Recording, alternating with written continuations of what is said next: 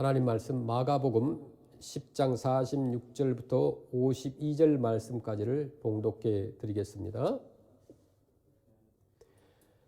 그들이 여리고에 이르렀더니 예수께서 제자들과 허다한 무리와 함께 여리고에서 나아가실 때에 디모에오의 아들인 맹인 거지 바디메오가 길가에 앉았다가 나사렛 예수시란 말을 듣고 소리질러 이르되 다윗의 자손 예수여 나를 불쌍히 여기소서 하거늘 많은 사람이 꾸짖어 잠잠하라 하되 그가 더욱 크게 소리질러 이르되 다윗의 자손이여 나를 불쌍히 여기소서 하는지라.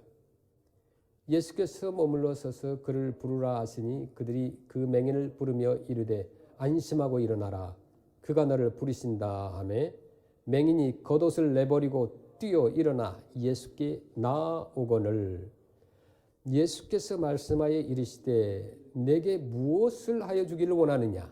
맹인이 이르되 선생님이여 보기를 원하나이다. 예수께서 이르시되 가라 내 믿음이 너를 구원하였느니라 하시니 그가 곧 보게 되어 예수를 길에서 따르니라. 아멘. 오늘 본문 말씀을 우리가 잘 아는 말씀입니다. 본문에 등장하는 한 인물이 있습니다. 바디메오라고 하는 사람이 등장합니다.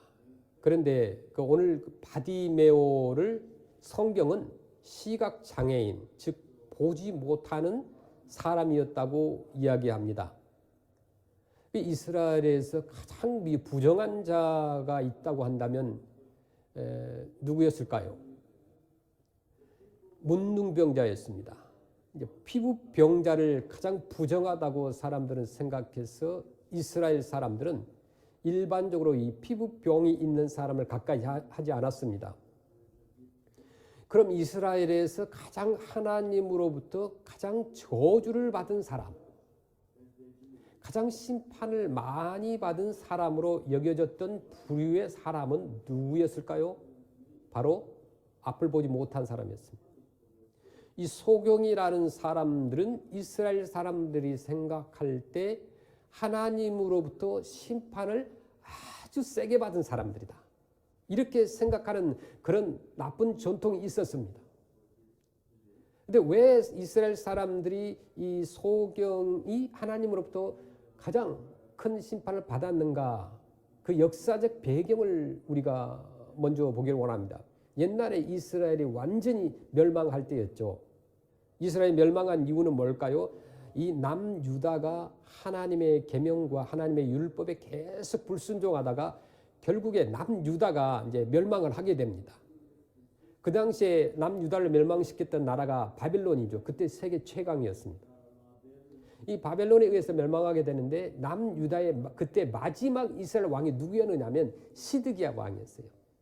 이 시드기야가 남유다의 마지막 왕으로 이스라엘 나라의 마지막 왕이었었는데 그가 이제 바벨론 군대에 의해서 잡히게 되고 그 바벨론 그 당시에 왕이 얼마나 잔악한 사람이었는지 이 시드기야 왕의 아들들을 모조리 잡아다가 아버지 시드기야 앞에 잡아다 놓고 그 보는 앞에서 아들을 다 하나씩 죽입니다.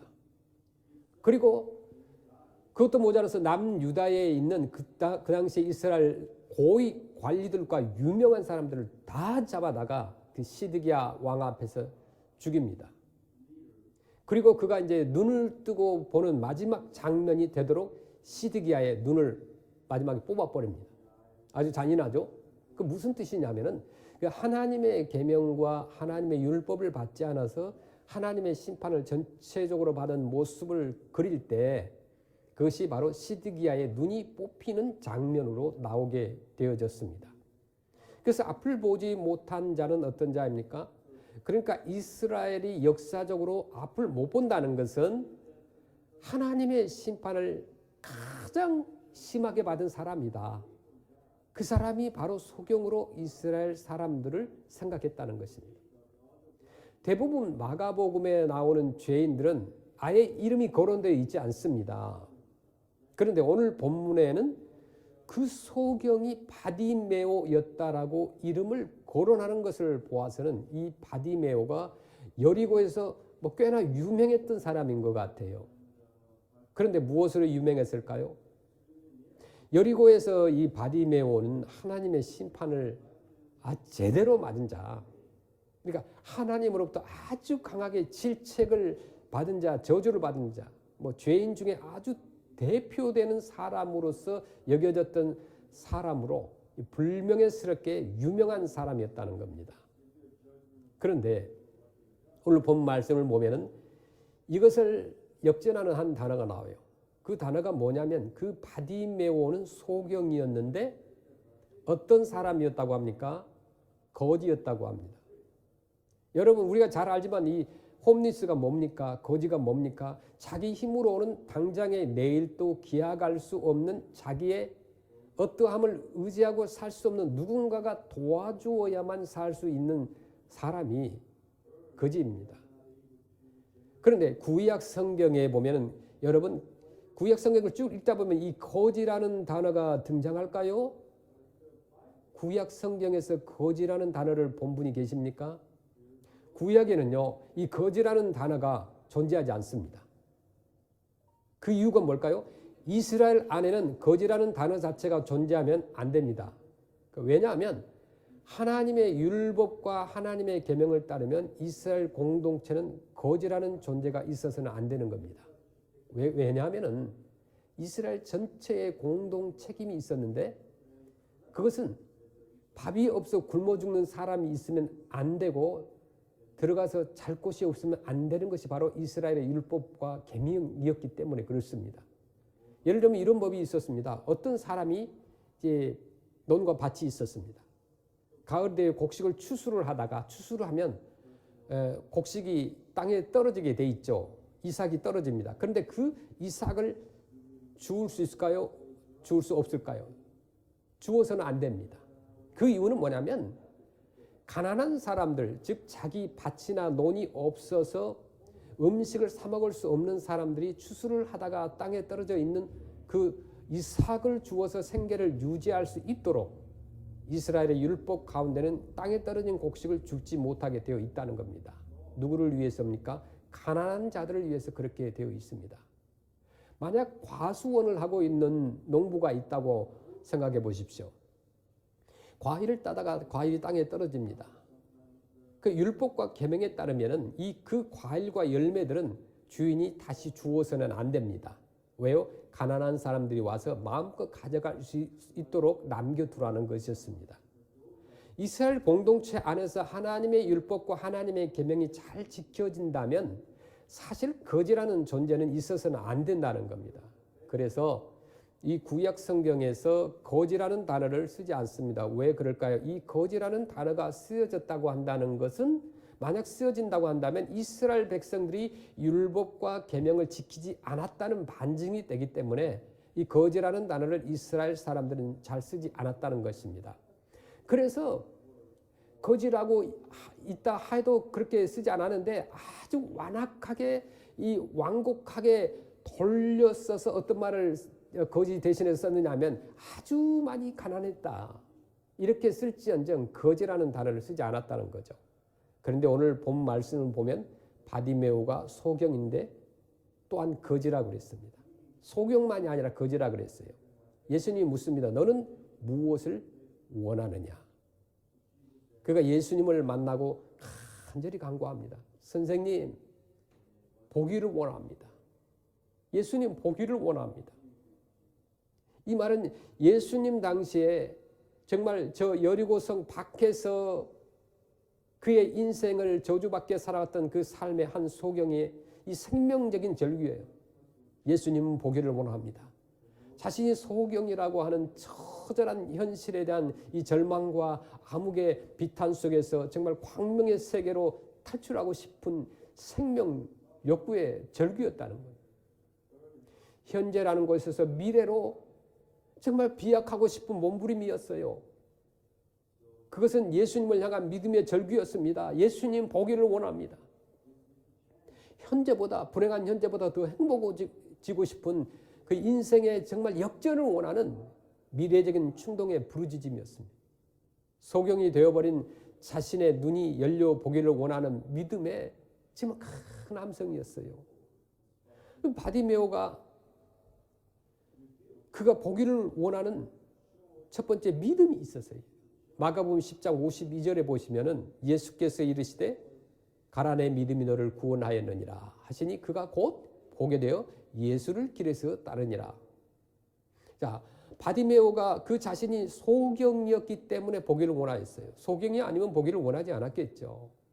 마가복음 10장 46절에 보면 그들이 여리고에 이르렀더니 예수께서 제자들과 허다한 무리와 함께 여리고에서 나가실 때에 디메오의 아들이 맹인 거지 바디메오가 길가에 앉았다가, 이 짧은 구절에서 정말 비극으로 충만한 그의 인간 실존의 모습이 드러나고 있는 것을 볼 수가 있습니다. 그는 디메오의 아들이라고 그랬어요. 아마 그의 아버지는 당시에 여리고에서 이름이 알려진 사람, 그런 것 같아요. 그는 소경이라고 그랬어요. 눈먼 자, 앞을 볼 수 없는 자, 캄캄함 속에 사로잡혀 있는 자였습니다. 그런데 그는 소경일 뿐만 아니라 거지였다고 그랬어요. 경제적 능력이 없었던 자였어요.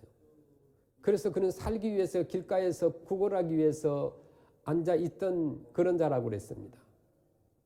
물론 주님을 몰랐던 죄인이었던, 마가복음 10장 51절에 보니까 예수께서 말씀하여 이르시되 내게 무엇을 하여 주기를 원하느냐. 맹인이 이르되 선생님이여 보기를 원하나이다. 주님은 그에게 무엇이 필요한지를 이미 알고 계셨습니다. 그의 소원도 너무 간단했어요. 그는 보기를 원합니다라고 했어요. 그러니까 그의 소원은 구걸 의식에 사로잡혀 있던 사람들의 요구대로 돈이 아니었습니다. 보기를 원하는 것이었어요. 그는 예수님에게 사람의 눈을 열어보게 하는 능력이 있었다는 것을 믿었습니다. 예수님의 전능을 믿는 믿음의 요구였죠. 필사적인 요구였어요. 단 한 번만의 요구였어요. 그 인생의 본질적인 요구였습니다. 아주 실질적인 요구. 그런 어두운 현재에서 볼 수 있는 밝은 미래를 추구했습니다. 그리고 현재보다 더 나은 미래를 요구한 것이에요. 사람들은 때로는 물질을 원하는 것 같지만 궁극적으로 생명을 원하는 것을 사람들을 만나서 복음을 전하다 보면 알 수가 있습니다. 어제 친구 목사님이 연락이 와서 이 지역에 함께 사역을 하고 이쪽 커뮤니티 사우스 프레스노 쪽에 가난한 사람들 돕고 있는 분이 연락이 왔는데 갑자기 이 5시경에 전화 왔어요. 내가 지금 캄보디안 바이블이 필요하다는 거예요. 그래서 왜 그러냐 그러니까 그쪽 프레스노 사우스 쪽에서 이렇게 음식을 나눠주다가 캄보디아 사람을 만났어요. 캄보디안 난민을 만나가지고 그 사람들에게 복음을 전했는데 그 두 사람이 예수님을 믿었다는 거예요. 예수님을 믿었는데 본인들은 캄보디안 성경을 안 가지고 있으니까 제가 이제 아시안 성경을 다 가지고 있으니까 연락이 와서 캄보디안 성경을 2권을 달라고 그래요. 그래서 캄보디안 성경을 놓고 그다음에 라면또 그다음에 여러 가지 작은 선물들을 드렸습니다. 그런데 중요한 것은 뭐냐면은 그 목사님께서 자기들은 이 샌드위치를 나누어 주었는데 예수님을 전했는데 의외로 그 사람들이 음식을 원하는 것이 아니라 성경을 원했다는 거예요. 하나님의 말씀을 원했다는 거예요. 우리가 복음을 전하다 보면은 진짜 사람들이 원하는 것은 일단은 배고픔을 해결하는 것이 필요하지만 일용할 양식도 필요하지만 진실로 생명의 양식이 필요한 것을 많이 발견합니다. 이 세상의 물질이나 명예나 성공은 잠시 후면 목마름이 다시 찾아와요. 우리가 아무리 금요일 날 360명의 우리 학생들에게 도시락을 나눠준다고 해도 그 도시락 먹고 나면 배고프고 없어집니다. 그런데 복음을 전하는 거예요. 지난주 금요일 날에는 계속해서 샌드위치 그다음에 패키지가 있으면 그곳에다가 예수님이 누구신가 어린이들이 읽을 수 있는 그 전도지를 다 넣어가지고 각 집마다 전달을 했습니다. 영혼의 생수가 되신 예수 그리스도를 목마르지 아니하는 거예요. 내가 부족하게 내 자신이 할 수 없게 우리는 주님께 나오는 거예요. 두 번째, 바디메오는 자신이 소경이었기 때문에 나사렛 예수라는 말을 귀로 들었습니다. 마가복음 10장 47절 보겠습니다. 나사렛 예수란 말을 듣고 소리질러 이르되 다윗의 자손 예수여 나를 불쌍히 여기소서 하거늘. 지금 예수님은 여리고에서 나와서 예루살렘으로 가던 중이었습니다. 물론 많은 여리고의 남자들이 예수님과 함께 명절을 지키러 가던 중이었어요. 그는 눈이 어두웠던 대신에 듣는 귀가 이 청각이 발달되어 있습니다. 그는 많은 무리들의 발자국 소리와 수군거리는 소리를 들었어요. 그런데 그 무리 가운데서 누군가가 얘기했겠죠. 나사렛 예수가 함께 있다는 것을 들은 거예요. 정말 뜻밖의 소리를 들은 거예요. 그 소리는 다른 사람이 보는 것 이상으로 그에게는 이 번개가 번쩍임 같이 귀가 번쩍 뜨이는 그런 소리로 들렸습니다. 그 소리를 들은 그 시간은 바로 그의 인생을 새로운 삶으로 바꿀 수 있는 순간이 되고 말았습니다. 절대적인 인생에서 다시 올 수 없는 기회였다는 것을 알고 있었어요. 그에게는 그래서 시각에 문제가 있었지만은 이 청각을 통하여서 예수님의 세미한 음성을 듣게 됩니다. 그가 보지 못한 것이요 오히려 예수님의 말씀을 듣는 조로의 기회가 된 것입니다. 인간이 보기에는 아무것도 아닌 것이 하나님 보시기에는 기적의 통로가 되기도 한다는 거예요. 바디메오가 그 자신이 소경이었기 때문에 다윗의 자손 예수여 나를 불쌍히 여기소서라고 부르짖었습니다. 마가복음 10장 47절에 다시 나사렛 예수시란 말을 듣고, 그러니까 누군가가 이렇게 얘기했겠죠. 저기 지금 나사렛 예수가 온다. 그렇게 하니까 그때 소리를 지릅니다. 다윗의 자손이여 나를 불쌍히 여기소서. 유대인들이 예수님을 멸시하는 그 어조로 나사렛 예수라고 불렀습니다. 이 촌사람이라는 뜻이죠. 저 나사렛 도시 밖에 저 허접한 곳에 살고 있는 그곳에서 태어난 사람이란 뭐 그렇게 비하한 거죠. 오늘날로 말하면 어떤 지방색을 가지고 비하시키는 것과 같은 거죠. 그렇게 유대인들은 불렀어요. 예수님을 나사렛 예수라고 불렀어요. 그러나 바디메오는 그 이름을 고쳐가지고 나사렛 예수가 아니라 다윗의 자손 예수라고 정확히 부른 거예요. 여기에서 그의 신앙을 볼 수가 있습니다. 아마도 그는 사람들의 왕래가 잦은 그 성문에 들락날락하니까 사람이 많은 곳에 예수에 대한 소문을 접하고 있었던 것 같습니다. 그때 그는 바로 그 예수님이 오실 인류의 메시아라고 하는 믿음이 그 순간에 일어났던 것이에요. 그래서 그는 다윗의 자손 예수여 나를 불쌍히 여기소서라고 부르짖게 됩니다. 자기는 주님의 빛이 필요한 죄인이여 소경이라고 그랬어요. 그의 육신의 눈은 주님을 볼 수 없으나 열린 그의 마음의 눈이 주를 힘있게 쳐다보았습니다. 그리고 주님을 향하여 두 손을 번쩍 올리면서 인격의 지성소를 마구 흔들어 버리는 마음으로부터 깊이 터져 나오는 구원의 소망을 외친 것입니다. 그가 소경이었기 때문에 그는 간절함이 있었고 믿음으로 영안이 열리기 시작한 거예요. 비록 볼 수 없었지만 영안이 열리기 시작했어요. 다윗의 자손 예수라는 정확하고도 구속사적인 신앙 고백을 합니다. 거기에 수많은 무리들이 있었지만은 그들은 다윗의 자손 예수라고 외치지 않았습니다. 그러나 소경이었기 때문에 그는 오히려 다윗의 자손 메시아 예수님을 믿었던 것입니다. 또 바디메오가 그 자신이 소경이었기 때문에 더 잠잠할 수가 없었어요. 마가복음 10장 48절 보겠습니다. 많은 사람이 꾸짖어 잠잠하라 하되 다윗의 자손 예수여 하고 소리를 지르니까 그 주변에 있는 사람들이 좀 조용히 해라 이 사람아 조용히 해 그러면서 꾸짖었습니다. 그러니까 더 크게 소리를 질러가지고 다윗의 자손이여 나를 불쌍히 여기소서라고 했습니다. 소경 바디메오의 그 함성은 군중들을 놀라게 하고 불쾌하게 만들어버렸어요. 그렇잖아요. 마침내 군중들은 이 하잘것없는 소경 거지에게 잠잠하라고 꾸짖으면서 그의 함성을 제지시켰어요. 그럼에도 그 군중들의 그 제지하는 소리를 이겨내는 바디메오 소리가 또 터져 나온 거예요. 더욱 소리를 질러. 마가복음 10장에 보니까 더욱 소리를 질러 가로되 다윗의 자손 예수여 나를 불쌍히 여기소서라고 했어요. 생명이 있다고 하는 신앙은 어떤 압제와 박해가 강하면 강할수록 더욱 운동하는 힘이 있습니다. 스프링과 같아요. 누르면 누를수록 튀어 올라오려고 그래요. 생명력이 그렇게 중요한 거예요. 더욱 소리를 지르는 그의 함성은 이 수많은 군중의 죄질을 뚫고 분명히 주님의 마음을 두드리고 말았습니다. 수많은 무리들이 앞으로 가로막았지만은 그는 당당하게 소리를 질렀어요. 예수님이 지금 어느 위치에 있는지 정확히 모르지만은 예수님을 찾았던 거예요. 저와 여러분의 삶 속에서도 얼마나 많은 장애물들이 있는지 모릅니다. 고난과 시련과 커다란 장애물들은 때로는 우리가 예수님을 향하여 기도하며 외치는 함성을 그 장애물이 결코 막을 수가 없다는 것을 알아야 돼요. 또 바디메오가 자신이 소경이었기 때문에 그가 복음을 받아들였어요. 마침내 주님은 함성을 지르는 소리를 지르는 그 소경 앞에 멈춰 서게 됩니다.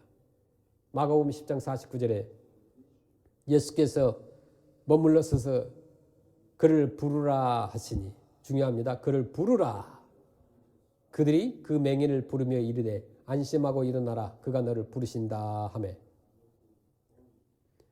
어느 순간에 예수님께서 그의 앞에 섭니다. 그러면서 제자들에게, 주변의 사람들에게 저를 부르라 라고 합니다. 여기 부르라 이 말은요, 부르며, 저를 부르며 부르신다 라는 그 말의 연발입니다. 저를 부르라. 한 번만이 아니에요. 저를 부르라, 저를 부르며 저를 부르신다. 그것은 바디메오의 사실상 복음이었어요. 빛이 되신 예수님께서 소경을 부르신 거예요. 주님은 그에게 오셨어요. 그래서 마가복음 2장 17절에 예수께서 들으시고 그들에게 이르시되, 그 주변의 수많은 사람들에게 그렇게 하죠. 건강한 자에게는 의사가 쓸데없고 병든 자에게라야 쓸데있느니라. 나는 의인을 부르러 온 것이 아니요 죄인을 부르러 왔노라 하시니라. 수많은 사람들이 이 소경 바디메오를 죄인이라고 그랬어요. 하나님 앞에 저주를 받은 사람이라고 그랬어요. 그런데 예수님의 확실한 복음의 선포는 너무너무 다른 거예요. 의인을 부르러 온 것 같지 않아 죄인을 부르러 왔다는 거예요. 마침내 바디메오에게 복음이 들려옵니다. 기쁜 소식이 들려옵니다. 그것은 그에게 너무나 확실히 하나님의 복음이었어요. 복음의 소망이었습니다. 그 복음 속에는 정말 암흑에서 광명으로, 또 현재에서 미래로 그런 축복이 담겨져 있는 메시지였습니다. 그에게는 소경이 장애였지만 복음을 듣는 데는 축복이었던 거예요. 복음만이 그를 볼 수 있게 한다는 정확한 고백이 그를 행동하게 한 것입니다. 바디메오가 그가 소경이었기 때문에 예수님에게 또한 튀어나옵니다. 마가복음 10장 50절에 보니까 맹인이 겉옷을 내버리고 뛰어 일어나 예수께 나아오거늘. 너무너무나 확실한 복음. 그에게 현재에서 미래를 향하여 돌진하고 많은 이 불가항력적인 몸부림이 일어납니다. 거지가 몸에 옷을 입어서 몇 개나 입었겠습니까? 걸쳤던 누더기 같은 겉옷이 있었잖아요. 속옷이라서 번번이 있었겠습니까? 그냥 겉옷을 확 집어 던지고 튀어나갔습니다. 지체하거나 머무를 줄 몰랐어요. 그리고 예수님께 나아갔어요. 그 어두움이 죄인이 비치신 예수님 앞으로 나오게 된 거예요. 병자가 의사 앞에 나왔습니다. 절망이 소망 앞으로 나왔습니다. 죄인이 구주 앞에 나왔습니다. 예수 구원 앞에 나왔습니다. 희망의 행동이었습니다. 불확실한 그 삶의 일정이 확실한 삶의 비전으로 나온 거예요. 예수님을 향한 이 신앙 무브먼트. 그는 쏜 화살처럼 예수님께 달려갑니다. 필사적인 신앙 운동이었어요. 예수님은 나의 치료자고 그분은 나의 소망을 분명히 알았기에 달려갈 수 있었습니다. 보이지 않아도 예수님의 목소리를 듣고 뛰어갔습니다. 그가 앞을 못 보기 때문에 방향 감각이 없었어요. 그러나 모른 척 뛰어갔어요. 그 목소리만 듣고 뛰어갔습니다. 입고 있던 옷도 벗어 던지고 필사적으로 뛰어갑니다. 예수님께 달려가기 위해서 전심전력을 다했어요. 저와 여러분의 삶을 살아가는데 어려움이 다가오면은 우리는 주님께 달려가야 돼요. 그 길밖에 없어요. 그게 희망이에요. 주님께 더 가까이 가야 됩니다. 또한 바디메오는 믿음대로 보게 되었다. 마가복음 10장 52절 그렇게 말씀합니다. 예수께서 이르시되 가라 내 믿음이 너를 구원하였느니라 하시니 그가 곧 보게 되어 예수를 길에서 따르니라. 그의 믿음이 그를 구원했다고 했어요. 믿음 자체가 구원의 공로가 되었다는 말이 아니고 그의 믿음이 구원을 얻는 방편이 되었다는 말입니다. 물론 그의 믿음의 주요 믿음의 대상은 예수 그리스도, 바로 다윗의 자손 예수였습니다. 지금까지 그가 보기를 원했던 모든 믿음의 작용은 이미 주님께서 그에게 은혜로 주신 것이었어요.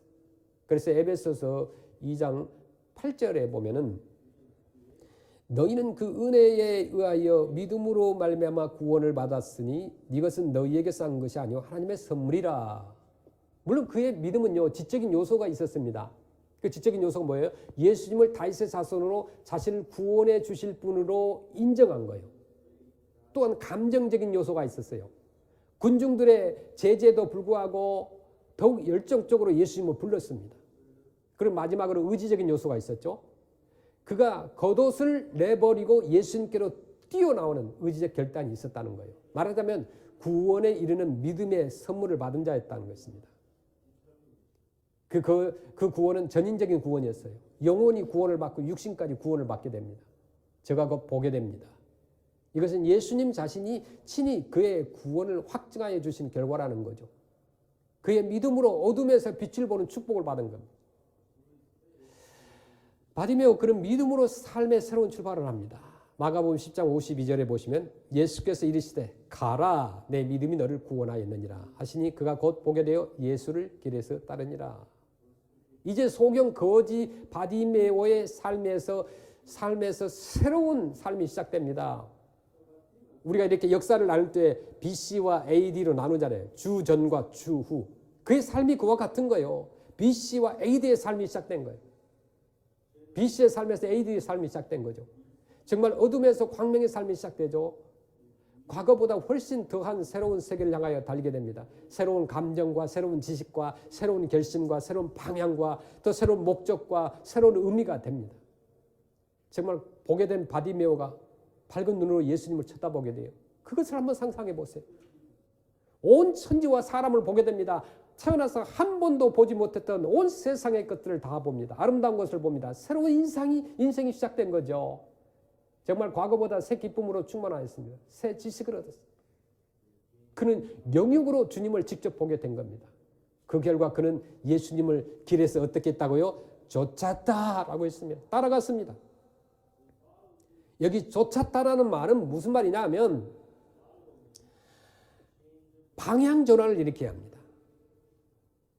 방향 전환뿐만 아니라 내용의 전환을 가리킵니다. 의미의 전환이고 목적의 전환을 가리키는 거예요. 길에서 예수님을 쫓았다. 이 말을 제자가 선생님의 가르침을 따르는 경우 그렇습니다.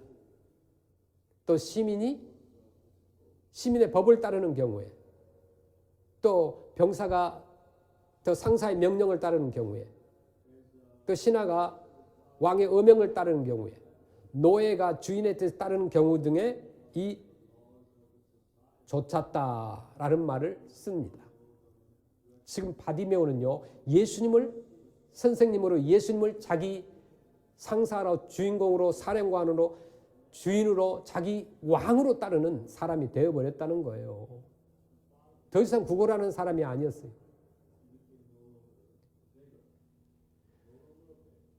이제 그는 받는 사람의 입장에서 주는 사람으로 바뀌게 된 거예요. 그는 새로운 인생길을 걷게 됩니다. 곧 예수님을 따르는 신앙의 사람, 감사의 사람이 됩니다. 예수님을 위해서 하는 충성의 사람이 됩니다.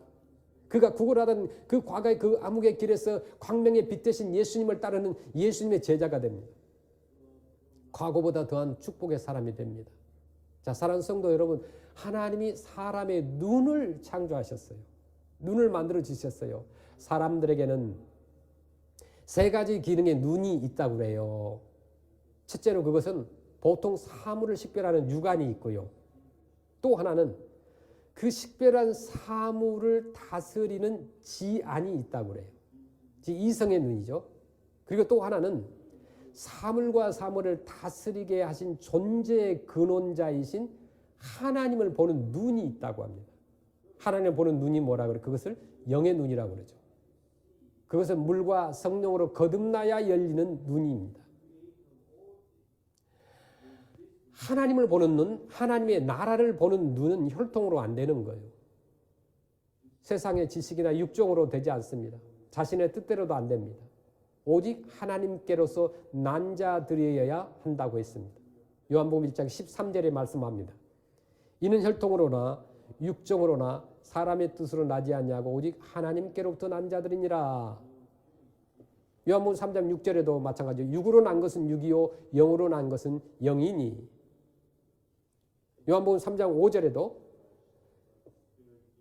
예수께서 대답하시되 진실로 진실로 내게 이르노니 사람이 물과 성령으로 나지 아니하면 하나님의 나라에 들어갈 수 없느니라. 이러한 영의 눈이 열린 그 사람들은 사실상 이 현재 금세와 육신을 추구하는 이 세상의 삶보다도 더한 구원의 복을 받고 사는 사람들입니다. 이 세상에서 행복한 삶을 살고 약속한 내세에서 더한 영생의 삶을 약속받은 자들이라고 볼 수 있어요. 예수님을 보는 눈이 열린 사람이 받은 축복입니다. 바로 소경 거지 바디메오가 받은 복입니다. 종교개혁자 마틴 루터는 그런 얘기를 했어요. 희망은 강한 용기이며 새로운 의지다라고 했습니다. 우리에게 예수님에 대한 신앙이 있는 한 언제나 소망이 있습니다. 그것은 분명히 현재보다 더 나은 거죠. 현재의 고난에서 장차의 영광입니다. 유한된 것에서 영원한 것이고요. 절망에서 소망입니다. 또 진노에서 죄사함입니다. 영벌에서 영생인 것이에요. 눈이 열리는 축복의 인생이 되기를 축원합니다. 영적인 소경에서 믿음의 눈을 뜨는 축복을 날마다 누리시기를 원합니다. 불안과 공포에서 이 평안의 축복이 더하기를 소원합니다. 영육의 가난에서 더하는 부여의 축복을 받기를 축원합니다. 영적으로 소경이었던 나를 보게 해주신 주님 감사합니다. 나를 구원해 주신 주님 감사합니다. 내 주변의 영적인 소경들에게 믿음으로 구원받는 길이 예수님 뿐임을 전하는 우리가 되게 해 주시옵소서.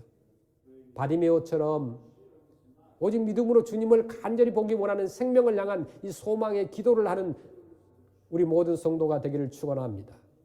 하늘의 신령한 것을 사모하는 우리 모두가 되기를 간절히 주님의 이름으로 축원합니다. 아멘. 기도하겠습니다.